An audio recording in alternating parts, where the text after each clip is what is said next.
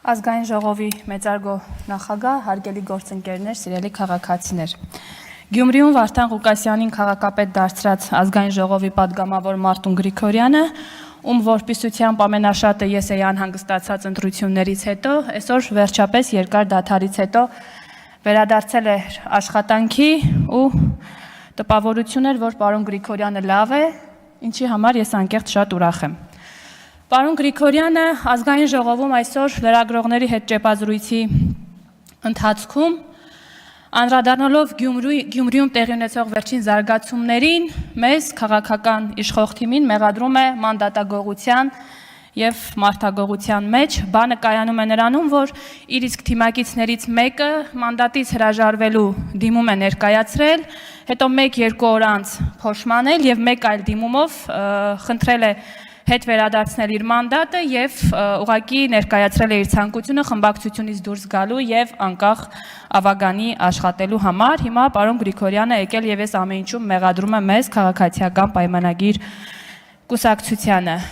Այս թեմային երկար անդրադառնալ չեմ կարող, որովհետեւ սա բնականաբար իրականության հետ աղերս ունենալ չի կարող, բայց այս կոնտեքստում պարոն Գրիգորյանի արտահայտած մի քանի մտքերին այնուամենայնիվ կուզենամ անդրադառնալ։ Պարոն Գրիգորյանը խոսելով իր իսկ թիմակցի մասին մտահոգություն է հայտնում, թե ոնց է տվյալ անձը ապրելու Գյումրիում, Գյումրին փոքր քաղաք է, արդյոք չի ամաչում, որ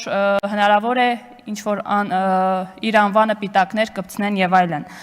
Պարոն Գրիգորյանը չնայած դալիճում չէ, բայց հուսով եմ կլսի ինձ եւ ես ուզում եմ վերջինիս հետևյալը փոխանցել, որ պարոն Գրիգորյան, ես եւ շատ գյումրեցիներ այդ նույն մտահոգությունը ձեր մասով ունեինք եւ շարունակում ենք ունենալ։ Այն բանից հետո, երբ դուք ապահովեցիք բավարար մի բան էլ ավել ձայներ, որպեսզի Վարդան Ղուկասյանը դառնա քաղաքապետ, չնայած ձեր ընտրություններից առաջ կատարած մի շարք այլ հայտարարությունների։ Մարտուն Գրիգորյանը ասում է, որ ՔՊ-ն ամբողջ քարոզարշավի ընթացքում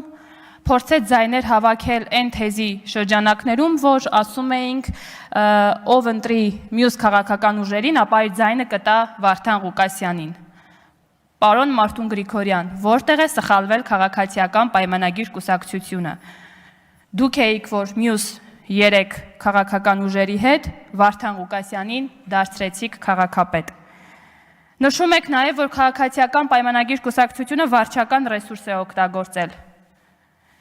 Եթե քաղաքացիական պայմանագիր կուսակցությունը վարչական ռեսուրս օգտագործող քաղաքական ուժ լիներ, այսօր Գյումրու քաղաքապետ կլիներ ոչ թե Վարդան Ղուկասյանը, այլ Սարիկ Մինասյանը, բայց քանի որ մենք չունենք նման ձեռագիր, ապա մենք հաշտվում ենք եւ մեզ համար օրենք է ցանկացած